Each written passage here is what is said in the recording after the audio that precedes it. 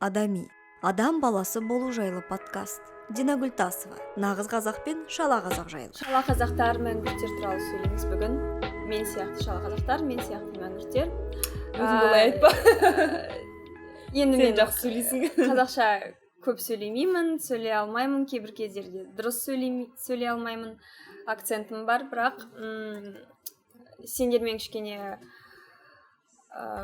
бір мәселені талқылағым келіп тұр. Бізде қазақтар көбінесе қазақша сөйлемейтін қазақтарды жамандайды, ұрсады. Олар патриоттар емес дейді, олар жаман адамдар дейді. Осы туралы сөйлескім келіп тұр. Жалпы қалай ойлайсыңдар? Дұрыс па қазақша сөйлемейтін қазақтар туралы жаман нәрсе айту? Енді ол жағдайға байланысты. Егер сен қазақша сөйлейтін, мысалы, қазақша сөйлейтін ортада бір үлкен, әлеуметтік, не болмаса бір сахналық, бір сенің кәдімгі выступление дейміз ғой, қатысатын мереке, бір халық тыңдайтындай дүние болса, онда сөйлеуің керек міндетті түрде. Сөйлемесе ол адам туралы, ол жаман кісі деп айтуға бола ма? Жаман деп айтуға болмайды, бірақ деңгейі төмен деп айтуға болады. Мен деңгейін төмен деп санаймын ол адамдардың. Ол маған десе 10 тіл білсін, мен сияқты, менің деңгейім төмен. Қазақ өзінің тілінде сөйлей алмай жатып, қалай ол басқа өзгелерге ақыл айтады? Ол бірінші адам сезіну керек қой, өзінің тілін, өзінің жаңағы несін деген сияқты, намысты оянып кішкене қазақи болып, енді қазақмен болып кетпесе де кішкене нормально болу керек та. Сен де келісесің бе, Дина, мен сияқты адамдар қалай дедің? Қазақмен деңгейі төмен. Деңгейім төмен деп ойлайсың ба? Жалпы адамның жаман жақсы оның тіл білуіне байланысты деп ойламаймын. Оның сөйлеу деңгейі оған байланысты деп ойламаймын. Ол тікелей адам жаман болады, егер оның іс-әрекеттері жаман болса. Егер енді бұл менің көзқарасым.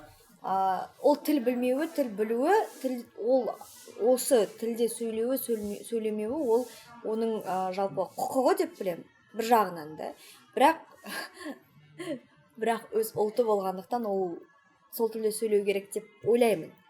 Бірақ ол жаман адам емес, егер ол тілде сөйлемесе. Себебі әртүрлі фактор бар. Енді жаман деп айтып тұрған жоқпын, деңгейі, мысалы, деңгейі төмен. Деңгейі төмен ғой, енді басқа өзің қазақсың, өзің ойлан да, мысалы, мен қазақпын. Неге мен сөйлей алмаймын? Сен онымен мақтанасың, мен қазақпын деп. Ол дұрыс па? Мақтанамын, не только что мақтанамын. Мен бір мысал келтіргім келіп тұр. Бізде Денис Тен деген фигурист болатын, оны өлтірген кім? Қазақ. Ол да мен мақтанатын қазақтар болды. Мен қазақпын, мен қазақша сөйлеймін, мен қазақ ортада өстім деген балалар. Нағыз қазақтар болды олар.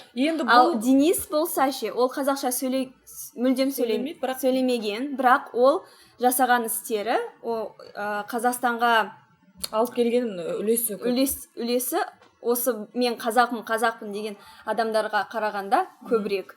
Бірақ оны қазақтар өлтірді. Енді қарашы, бұл жерде, мысалы, ол жерде тілге қатысты барьер болған жоқ қой. Бұл өмірлік жағдайы болды оның, мысалы. Егер біз қазір оны тілге қатысты барьер қылып алып қарастыратын болсақ, енді біз айтамыз ғой, біз қазақпыз деп мақтану керекпіз, мен қазақпын деп айту керекпіз. Осы балалар тура сондай сен сияқты қазақтар болды. Мен қазақпын, мен намыстанамын деп. Жалпы енді олар ұры болды ғой құрсын. Олар енді өзінің қалай айтады, ол адамның дүниетанымына да байланысты болады да, мысалы, Лимара. Егер де мен қазір тілдік тұрғысынан өзімнің ішкі жан дүниемді алып қарайтын болсам, мен қазақ, мен ол үшін мақтанамын, бірақ адамның жақсы жаман жағын біз қарастырып жатқан жоқпыз қазір. Біз жақсы қазақ пен жаман қазақты қарастырып жатқан жоқпыз. Тіл білу ол бәріне міндетті. Жақсы жаман болу адамның өзіне байланысты. Менің ойымша, тіл білмей үлес қосуға болады. Мысалы, сөйлемейді. Мысалы, Баян Есентаеваны алсақ, Баян Алагузованы алсақ, оның барлық жобалары қазақша болатын. Қазақ аруы болсын ба, сериалдары болсын ба, не болды ода? Фильмдер бәрі қазақша болды. Бірақ өзі қазақша сөйлемейтін. Бірақ қазақ тілін деңгейін көтеру үшін оның үлесі көп. Ол жасаған дүниесін алып қарайтын болсақ, ол кісі Баян Алагөзина қазақша қазір жақсы сөйлейді. Қазір үйреніп жүр кәдімгі. Неге? Өйткені ол жасап жатқан бағдарламалардың бәрі қазақша, бірақ өзі орысша сөйлеп жүрді. Ал енді қазір қазақшаға қатысып, қазақша сөйлеп, қазақша аудитория жинап жатқан кезде ол оған артық болмайды ешқашан да. Енді мысалы мен айтып жатқан жоқпын ғой, анау орыс не болмаса кәріс, не болмаса басқа ұлттар қазақша сөйлеп, ол үлес қосып жатыр, бірақ ол сөйлемеген ұят деп жатқан жоқпын. Қазақтардың қазақша сөйлемеген ұят. Тағы да бір мысал келтіре аламын. Батырхан Шүкенов енді қазақ болды, бірақ қазақша сөйлемейтін. Оның өскен ортасы орыс болды. Мысалы, жұбайы қателеспесем орыс болды. Мысалы, бүйтіп қарап тұрсаң, енді ол кісінің жағдайына келетін болсам, әр адамның желаниясынан, мысалы Қайрат Байекенов, ол да қазақша сөйлей алмайды, бірақ қазақша ән айтады да ол. Бірақ қазақша сөйлей алмайды, бүйтіп қарап тұрсаң. Енді олардың деңгейі төмен деп ойлайсың, иә? Батырхан Шүкенов. Менің жеке көзқарасым, оның шығармашылығы мен үшін копейка. Егер ол қазақша сөйлей алмаса, жарайды, маған ұнайды. Өлең әдемі, істеп жүрген жұмыстарын бәрі қазақи, бірақ жеке өмірге келеді, қайтадан сол бұрынғы қара қазанына қинайды. Орысша, діні орысша, тілі орысша, жүрген тұрғаны орысша. Енді бүйтіп қарап тұрсаң, мүлдем қозғалмай кетеді ғой, ақырындап сен жойылып кетесің, өзің байқамай қаласың. Мүлдем келіспеймін. Мен үйімде орысша сөйлеймін. Бірақ қазақтың салт-дәстүрін ұстанамын десең, қазір мен бәрін істеймін, мен бәрін бүйтіп, бірақ сен айтасың, ол менің құқығым. Ол уже қазақилыққа жатпайды. Қазақи адамдар ұялып қалады. Жоқ, мен ұялып отырмын, негізі дұрыс емес. Негізі мен саған қарағанда өзімді сенен де қазақи деп санаймын. Енді ол сенің ойың, ал менің жасап жатқан жұмыстарым, сен білмейсің. Сен қазақша сөйлейсің, бірақ сен өзіңді қазақи ұстамайсың. Нағыз қазақтың қарапайым қызы деп айта алмайсың. Сол үшін мен саған қарағанда қазақша сөйлемесем де өзімді сенен де қазақи деп санаймын. Енді бұл заманауи қазақтың қазіргі адаптация жасап жатқан жас буыны деп айтуға болады сендер. Мысалы да, неге? Өйткені сен қазір түсініп жатсың. Мен басқаша екенмін, өзгелерге қарағанда акцентпен сөйлеймін, бірақ мен қазақпын ғой. Мен неге қазақша сөйлемеймін? Мен сөйлеп көруім керек, қателессем де мен сөйлеп көруім керек. Үйде бәрі орысша сөйлейді. Менің ортам орысша, оқып жүргенім, алып жатқан білімім, тәлімім барлығы орысша екен. Мен қазақша сөйлеуге тырысуым керек, өйткені қазақша білгенім өзіме жақсы екен деп ойлап жатсың да қазір. Мен өйтіп ойлайтындай уақытым болған жоқ. Өйткені мен өстім, менің ортам бөлек болды, мүлдем қазақи болды. Жаңағындай орта болғаннан кейін мен бірден алдым да сенің ортаңа түстім. Сен бірден алдың да менің ортама түстің. Түсініп отырсың ба? Сондықтан мен мына қазақи қаймағы қайнап тұрған ортадан мына ортаға түскеннен кейін мен ойлана бастаймын. Значит, маған кішкене современный болу керек. Мен бұл ортадан кішкене жасақтап, өзімнің ортамды қалыптастыруым керек деп мен ойлана бастаймын. Сондықтан да менің ойым, егер сен мына ортадан менің ортама түскен кезде, сен мүлдем басқаша. Мен значит, ананы бүйтіп современный қылып тастауға болады. Жоқ. Деген сияқты ой келеді. Екі орта ауысқан кезде көзқарас өзгереді. Біріншіден ми болу керек деп ойлаймын. Қазақша болса, орысша болса да біріншіден ми болу керек. Адами қасиеттер болу керек. Адами қасиет менде жоқ деп санайсың ба? Жоқ, жалпы ми жоқ, адами қасиет болды. Мен алынғасында олмай. Міне қайтадан мен қазақшамды жеткізе алмай тұрмын. Қазақша жеткізе алмай тұрмын өз ойымды. Жалпы қазақи намысты дегенді мен басқаша түсінемін. Тілді білмесем де, жақсы білмесем де, сол деңгейдегі жұмыстар жасап жүрмін ғой деп айтқым келіп тұрған шығар. Жоқ, жарайды, Жібекті тыңдайықшы. Жібек, сен не ойлайсың? Жібек, шаршадым мен сендерден, қойыңдаршы. Ұрыспанды. Екеуің де барып кітап оқыңдаршы. Медитация деп отырсаң. Мен не ойлаймын? Кіммен келісесің? Екеулеріңмен келісемін. Ең керемет позицияны ұстанып алып отыр дейсің ғой. Енді Жібектің мен сұрақ бергім келіп тұр да Жібекке. Мысалы, Жібек, сен қандай ортада өстің және қандай қазақимын деп санайсың ба өзіңді? Қандай қызбын деп? Қазақ вуменсің ба, әлде қалайсың? Сен үйіңде қалай? Менің туғаным, өскенім, дамып жатқан ортам бәрі қазақша. Мен өзім ауылды жерде өскем. Яғни ол жерде Лимара жақсы біледі, екеуміз жерлеспіз. Отбасым. Сен неге үндемей қолдаймын? емеспіз иә. Жалпы менің отбасым қазақи отбасы, қарапайым қазақи отбасы, қазақша сөйлейтін, қазақ мектебін бітірдім, қазақ университетін бітірдім. Жалпы бірақ маған тіл мәселесіне келген кезде әр адамның өз құқығы бар деп ойлаймын. Білмеймін, мен өзімнің, мүмкін менің табиғатым сондай шығар, мүмкін мен де жаңағы басқа елде оқып келіп, басқа елде тұрып Қазақстанға келіп мынау неге қазақша сөйлемейді деген ой болмауынан шығар, сондай болмағандықтан. Бірақ енді ауылда өскеннен кейін менде бір кезең болды, қалаға көшкен кез. Яғни қарапайым кішкентай ауылдан былайша айтқан кезде мегаполис дейді ғой, соған үлкен шаһарға келдім. Ол жерге келген кезде көбісі орысша сөйлейді. Мен ол кезде 4 оқимын, шамамен 10-11 жастамын. Сол кездегі ұрсатынмын, шынымен сен секілді ұрсатынмын. Сен неге орысша сөйлеп тұрсың? Сен қазақ мектебінде оқисың, сен бүйтпейсің, сөйтпейсің. Бірақ ол кез қашан бітті? Менің өзім ол тілді олардың ортасына сай болған кезімде дейінші, былайша айтқан кезде. Немесе олар секілді менде орыс, ағылшын тілін біліп алғаннан кейін ол кезде менің комплексім бітті да. Мен ол кезде оларға неге сен қазақша сөйлемейсің деген сөздер айтпайтын болдым.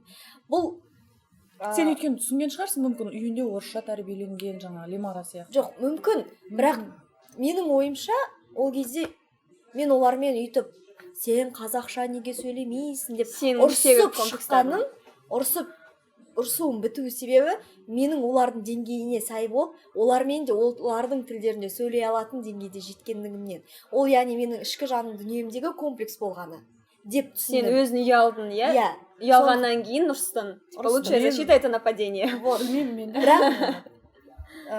Бірақ мен қолдаймын қазақ тілінде сөйлеу керек деп. Міндетті олар міндетті деп білем, бірақ бұлай алып жұлып, сен неге, мені ұрсып, Лимара, сен қазақсың, сен қазақ қызсың, сен қалай қазақша сөйлемейсің, сенің мына жерінде от жоқ, сенің еліңді сүймейсің, бар кет бар ана қай жаққа, орыстардың еліне ма, ағылшындардың еліне ма деп айтпаймын, дегім келмейді. Себебі бүйтіп айтқаннан ол түк пайда болмайды. Мен өз тіліме оларға қарсылық тудырамын, негатив тудырамын. Басқа елдің барлығы өйтіп турламайды екен да, бір-бірін түземейді екен. Қазақтар ғана түзейді екен бір-бірін. Мысалы, мен өзім білем, осыдан шығады, бәленің бәрі осыдан шығады. Өзім білем, бәрін біледі да, бірақ қазақша білмейді да. Өзі біледі, бірақ оны ше, қазақша біле ме, оны да өзі біледі. Ол дұрыс емес қой. Адам деген кішкене қалай айтады, ығыға жығылып отыру керек та, мысалы. Дегенде мә деп аузын жаппай, кішкене ойлану керек, өзінің қателігін, өзінің кемшілігін мойындай білу керек. Ол адам онымен оның деңгейін сұқамайды, ол керісінше алға ұмтыла бастайды да, мысалы. Менде де болды сондай сен сияқты жағдай. Бірақ мен көріп тұрғандай басқа елден келгеннен кейін ол жақта қазақтарды ешқашан көтерген емес. Мен соның барлығын көргеннен кейін мен Қазақстанға келгесін, мен наоборот өзіміздің қазақтарды көтермелеп жүрсем, маған керісінше сен орысша білмейсің. Білмеймін, қазақтарды көтермелеп дегенді түсінбеймін. Жақсы адамдарды көтермелеу керек. Енді ол қазақтарды ғана емес, барлық қазақтарды менің ұлтым деп олардың кез келген қазақты көтере білу керек деп ойлаймын. Өйткені ол қаны қазақ, жаны қазақ, сенің бауырың. Егер де сен жан жақта шетелде тұрып көрсең, олар ешқашанда сен қазақ екен ғой, жылап жатыр екен ғой деп жаны ашып қарамайды. Бізде қалай? Бізде көшеде өзіміздің қазаққа жанымыз ашымайды. Неге? Өйткені ол қазақша жақсы сөйлейді. Сен джипта жүресің, сен бірақ орысша сөйлейсің. Понимаешь? Ол дұрыс емес, бұл деген негізі өте дұрыс нәрсе емес. Өйткені сен жан жақта жүрген кезде барлығы қаптап сенің өзіңнің ұлтыңды жанын шығарып жатқан кезде сен просто қарап өтіп кете алмайсың. Енді сенің қосқаның дұрыс емес. Жіпте жүрсің, орысша сөйлейсің деген дұрыс емес. Жіпте жүріп қазақша сөйлейтін де қарамай қалатана оларда бар, бірақ ол енді сенің айтуың бойынша көбінесе олар орысша сөйлейтін қазақтардың жаны ашымайды қазақтарға. Орысша сөйлейтін қазақтар сезінбейді, қазақтың дәмін сезінбейді. Неге?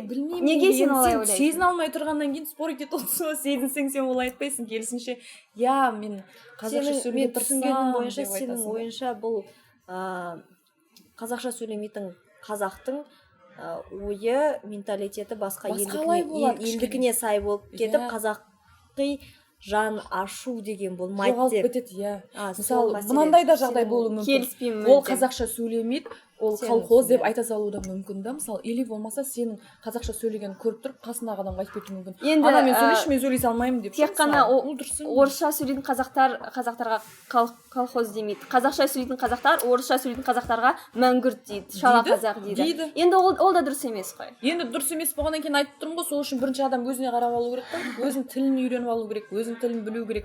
Енді өлдім тіпті дегенде амандасып, жағдай сұрасып, бірге шай ішетіндей сөйлемдері жетсе, мысалы да, ары қарай да алып кете алады ол адам. Вообще сөйлей алмайтын адамдар бар ғой. А деп аузын ашамайтын қазақтар бар.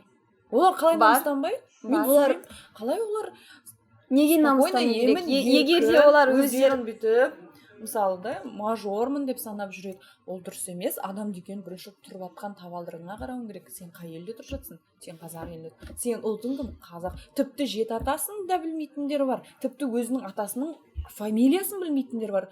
Мүлдем ұят нәрсе. Руыңды білесің ба? Иә, мен білем. Қазақсың ба? Қазақпын. Неге қазақша сөйлемейсің? Мен өйткені үйімде бәрі орыс болды. Ол причина орыс па, татар ма, қырғыз ба? Сен бірінші орында өзіңнің тегіңді, салт дәстүріңді, өзіңнің ұлтыңды, өзіңнің тіліңді білуің міндет. Ол сенің кәдімгі міндетің болу керек. Жарайды, осында бізде мәселе бар. Қазақша сөйлемейді қазақтар. Оны қалай шешуге болады? Бұл мәселенің де бір көптеген факторлары бар ғой, сен айтып отырған, иә. Олар неге өйтіп істейді деген секілді. Бұл біздің ортамыздағы қазақ тіліне деген құрметті қалыптастырмауы. Енді жоғалып кетеді ғой, сөйтіп жүре берсе. Міне сол ғой, енді оны көтеру керек. Көтерген кезде де енді өзің білесің, біз көп ұлтты мемлекетпіз. Бұл жерде айғайлап шығудың да айғайлап шыға алмайды. Айтады, иә, қазақ тілі мемлекеттік тіл, бұны сөйлеу керек, бұны бір білу керек. Бірақ оған жағдай жасалынбайды. Неге ол жағдайды күту керек? Үйінде оған не обязательно ол білмейді. Ол түсінбейді. Егер оған біреу бүйтіп айтпаса, бірақ оны түсіндірмесе, ол білмейді. Білмейді, жоқ дей берсең жоғала береді. Жоқ емес қой, енді оны қалай істейміз деген сұрақ туындайды да. Әр адам өзінің мына жерінде намысы болып, мына жерінде көкірегінде бір көз оянып жатса, мысалы да, былайша айтқанда. Намыс пен көкіректі ояну кейбір адамда болмай қалады. Енді ол енді уже біткен. Енді біткен адамдар да бар ғой. Енді әр адамның әр санасы әр қалай. Сенің ойың менің ойыммен, Лимараның ойымен сай келмейді. Қазақша сөйлеу деген қалай айтады, нақты бір не қою керек та. Мысалы кез келген магазинге, дүкенге не болмаса ортаға барсам, табличкалар тұру керек та, қазақша сөйлеңіз деген сияқты. Не болмаса ол орысша немесе басқа тілде қиналып тұрса да, қазақша сұраса одан, мысалы ол үйреніп кетеді. Иә, бұнымен келсем. Бізге не істеу керек деген сұрақ келген кезде ақырын қазақ тілін енгізе беру керек. Соның қазақ ортасын адамдарға тұтынатын қазақ тілін көбейту керек. Менің ойымша бұл. Жалпы, қараш, сенің телефоның қазақ тілінде мәзір тұрған жоқ. Иә. Сенің жұмыс істейтін компьютерің қазақ тілінде емес. Сенің көретін бағдарламаларың көбінесе қазақ тілінде емес, көпшілігі. Сенің мына Инстаграмды ашып, қарайтын дүниең қазақ тілінде емес. Өзің жазып жатқан посттарында қазақша емес. Міне, бар мәселе осы жерде. Яғни біз өзіміз қазақ тілінде тұтынатын қазақтарымызға дүние жасамаймыз, дұрыс. Қызығатын дүние. Қызығатын, иә. Бұны мен неге, қазір мен айтсайын, бұны неге мен қозғап отырмын? Және өзім айттым ғой, мен ауылдан келгенмін, қазақ тілінде сайрап, сен қазақша неге сөйлемейсің деп ұрсып жүрген, сыныптастарыммен сөйтіп жүрген адам болғам. Ал қазір мен түсінемін да, мен неге орыс тілін немесе ағылшын тілін үйреніп кеттім. Неге бұл маған қиын емес болып кетті, яғни оңай болды. Қазақ тіліне қарағанда, себебі менің тұтынатын дүнием бәрі басқа тілде. Міне. Енді әр адам өзінен бастау керек деп тұрсың ғой, маған өзіңнен баста, орысшаларыңды тый деп тұрсың ғой, бір сөзбен саған да сөйтіп тұрмын. Бірақ менің тағы да айтып отырғаным, біз ақырын бұны кіргізуіміз керек. Бұлай емес. Болды. орыс тілі керек жоқ, иә, болды, ағылшын тілі керек жоқ, не мынау сұмдық, дүкендерде қазақша ғана сөйлеңдер деп. бүйтіңдер деп емес, оны ақырын дүкеннің ашық үлкен қылдырып жазып қойып, астына закрыто деп, открыто деп та мысалға. Мен білем, бұл заң бойынша бізде оң жақта қазақ тілі тұру керек, сол жақта орыс тілінде, бұл міндеттелген, яғни мемлекеттік пен ресми тіл деп міндеттелген. Бірақ оның көлемі жағында айтылмаған секілді ғой, мысалға. Сөйтіп жасаған кезде осы лимарада орысша сөйлейтін, орысша оқыған, орысша ортада өсіп жүрген, қайнап жатқан адам ақырын соны енгізеді. Бірақ біз, сен, мен қазақ тілінде еркін сөйлейтін, қазақ тілінде ойлайтын адамдар, сен мынандайсың, сен мына сөзді деңгейін төмен деп. Сен қате сөйлеп тұрсың, сен тұрсың деген сөздің орнына жатырсың деп айтуың керек болған. Немесе сен мына күлгін түсті қызыл деп айтып қойдың деген. Енді мен былай асыра сілтеп айтып отырмын, бірақ сөйтіп айтпауымыз керек. Ол одан бетер ойланып қалады дейсің. Одан бетер сөйлемей қояйын деп. Лимара қалай қисық сөйлесе де, в общем, түземеймін Лимараны. Қалай сөйлесе, солай сөйлей берсін. Өйткені маған сөйлеген өзі қызық та, ұнап тұрады. Мен молодец деп қоямын, арада өзің орысша сөйлеп жүресің ғой, байқамай маған қарап. Өйткені қызық маған шынымен де. Бірақ қате сөйлеп жатса, жаңағыдай. Енді ол сен ғана. Мен айтамын, былай ғана түзеп жіберсейші деп айтып қаламын мысалы. А басқа енді мен білмеймін, ондай қазақ көрмедім. Мен өтір нүктесіне дейін қазақшаны түзеп отыратын. Мысалы, сен шылауды тастап кеттің деп айтып отыратындар мен көрмеймін. Текст туралы айтып тұрсың, а жалпы жай өмірде. Жай өмірде де айтатындар бар. Көп болады. Мен мысалға өзімнің таныстарымда да арасында бар. Диалект деген кезде енді әдемі диалект те болады, яғни орынды диалект, және орынсыз да болады. Содан кейін біздің қазақ тілі қаншалықты әдемі, қандай керемет әдемі көркем болса да, кейбір сөздеріміз өте ауыр. Мысалы, бейшара, сен бейгүнәсің, сорлы деген сөз. Сен сорлысың, сен албастысың деген секілді. Бұл өте ауыр сөздер емес пе? Осыларды қолданғанда да, мен жақсы қолданып тұрмын деп айтады да, бірақ ана мағынасы жоқ сөз. Ойланып отырасың да, сен аузың қалай барды мынаны айтқанға деп ойлайсың ғой. Сондайларды көп қолданатындар бар ғой. Мысалы, енді қарашы, біз тоқығанбыз, кішкене сауаттылығымызды ашқанбыз, көзіміз ашық, басқа елдерде болып салыстыра аламыз біздің елді, басқа адамдарды, басқа менталитетті. Ал бізде одан кішкене төмендеу шықпаған, көрмеген адамдарда жеткілікті ғой. Міне солар айғайлайды ғой. Енді ауылда емес, қаланы айтып тұрмын. Қалада бір-біріне қарап, албасты деп сөйлегендер көрген жоқ бар, мен көрдім. Мүмкін енді бар шығар. Мен ойлаймын да, осындай адамдар кішкене тілдерін кішкене тазартып, басқаға айтса, сөйлесе, ол үйтіп жаңағы мына қазақ тілі қандай жаман деген секілді, немесе жаман дегеннің өзінде өзінің сезімін сөйтіп айтпаса екен деймін да. Себебі албасты, сен мынаның киіп отырған ашық шашыңды қараш, бейшара киім. Енді бүйтіп қарап тұрсаң, ол да дұрыс. Өйткені мынандай нәрсе бар да, қара жібек. Мысалы,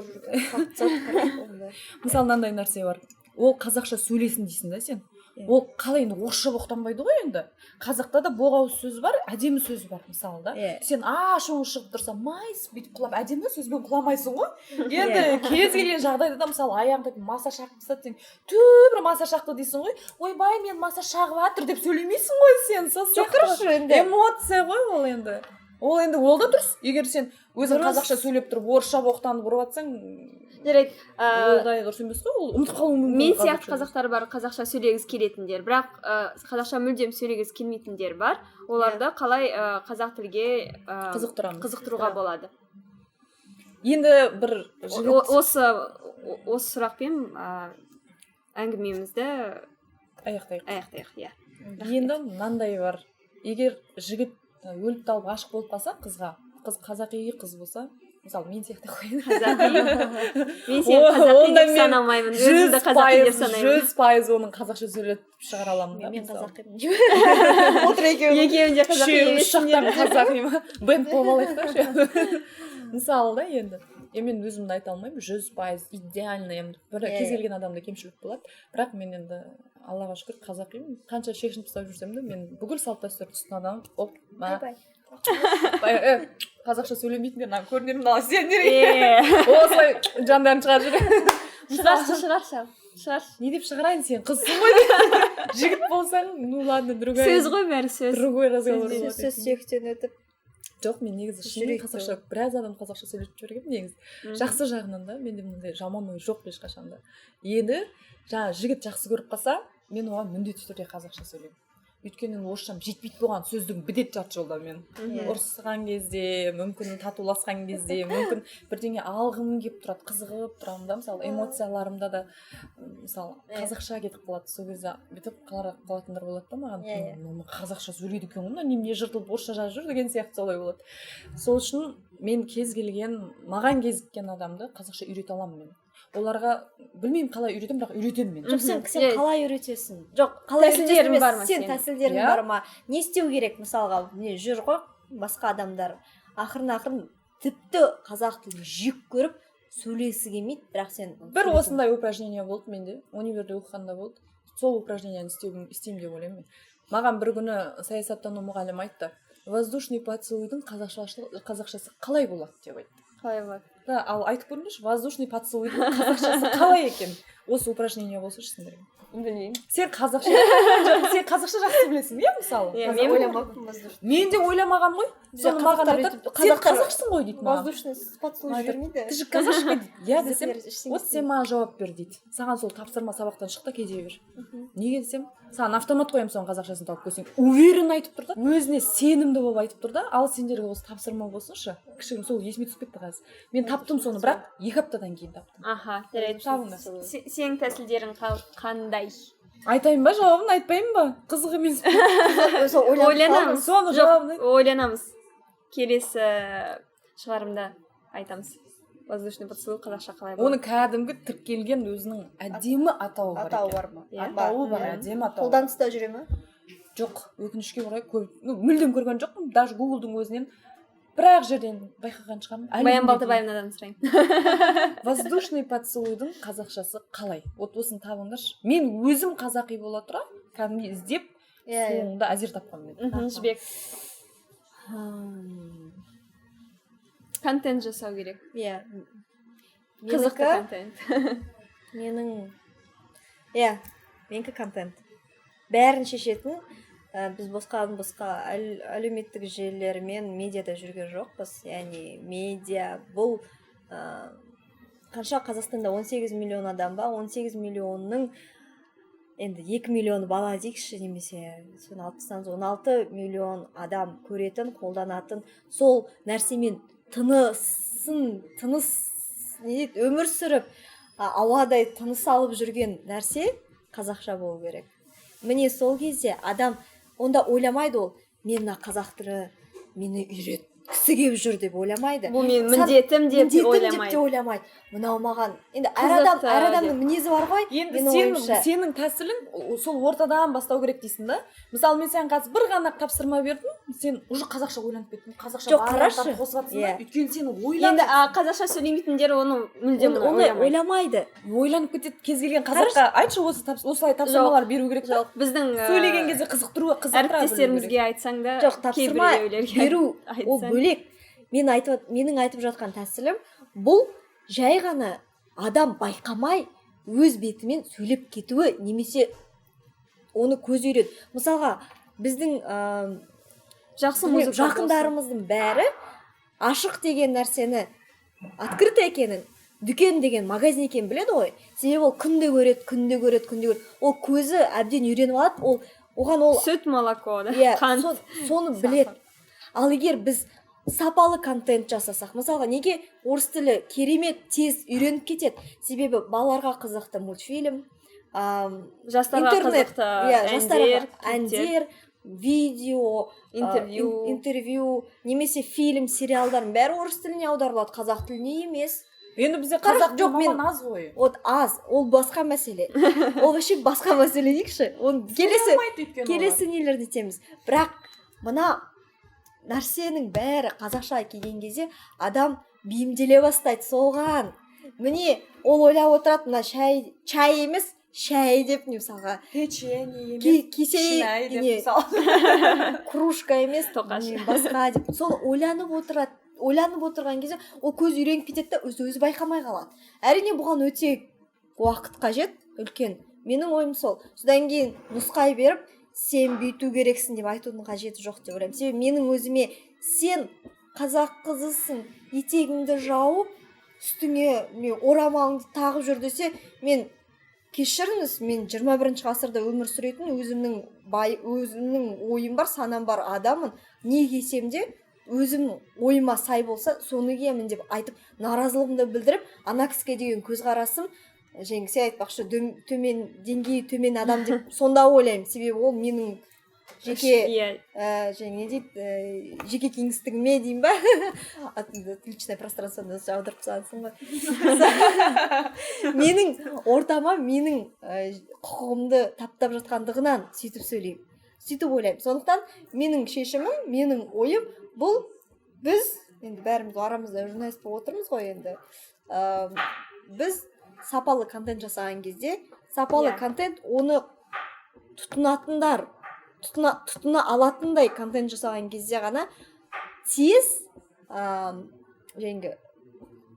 ауыр емес, тез жеңіл, тез үйреніп кетеміз. Қайта тез деп қоймайды, бұл мен санам ойымда, ішкі ойымда тезірек қазақша сөйлесе екен деп ойлаймын. Рахмет, қыздар. Ойлар. Жоқ, тұташ, сен не менің ойымша, қазақша сөйлемейтін қазақтарды қазақша сөйлету қиын емес, бірақ оған уақыт керек. Егер де мен өзім қазір еркін сөйлей алмасам да, менің балаларым болашақ, олар менен де күшті қазақша сөйлейді деп ойлаймын. Қай мектепке бересің? Қазақ мектебіне беремін, иә. Сол үшін қазақ мектебіне бересің, бірақ басқа да тілдерді меңгеруіне қарсы емессің ғой. Қарсы емеспін. Иә, ал мен орыс мектебіне беремін.